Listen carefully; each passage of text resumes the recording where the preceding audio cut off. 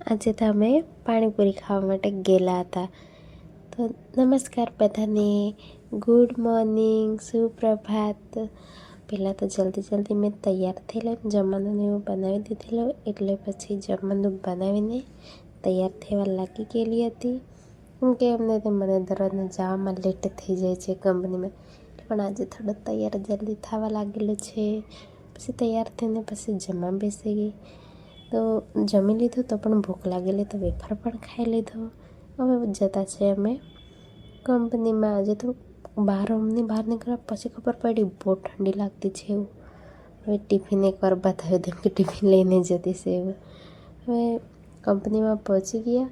જોઈ લેવો તમે બી કંપની. એમ તો દરરોજના મેં તમને બતાવું, પણ આજે બી જોઈ લેવા એમનું થઈ જવાનું છે.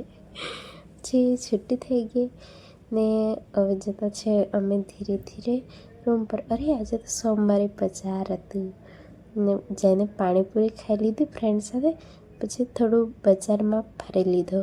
ખાલી કંઈ લીધેલું જ નહીં, પણ એમ જ ફરવા માટે ગયેલા. હવે જતા છે અમે રૂમ પર આવી ગઈ. જરાક થાકી ગયેલી એટલે બેસી. પછી આજે ભીંડાનું શાક બનાવવાનું તો બનાવી દીધું. ફ્રેશ થઈને પછી આજે જવાના છે પાછા બજારમાં સામાન લેવા માટે.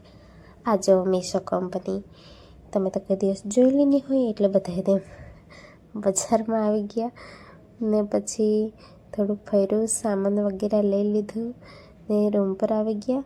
ને કાલે મળીએ આપણે એક એવા જ નવા બ્લોગમાં. બાય બાય બધાને.